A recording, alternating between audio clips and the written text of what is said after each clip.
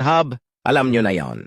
Alam mo ba na pwede kang mag-ghost nang wala kang nakikitang multo? Ito ay kung bigla ka na lang hindi ni-replyan ng kausap mo kahit na sabi niya kakain lang siya. Na-experience mo na ba ito? Alam mo ba na kapag nawala mo ang Tupperware ng mama mo, mas nakakatakot pa ito kesa sa makakita ka ng multo? Alam mo ba na ang pinakamalaking perla sa mundo ay natagpuan sa Palawan?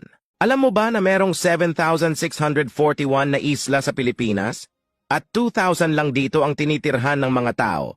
Kapag sinubukan mong puntahan ang lahat ng ito, aabutin ka ng at least 21 years. Alam mo ba na ang pinakamatagal na teleserye sa buong Pilipinas ay ang FPJs Ang Probinsyano? Umere ito simula 2015 hanggang 2022 na tumagal ng 7 taon.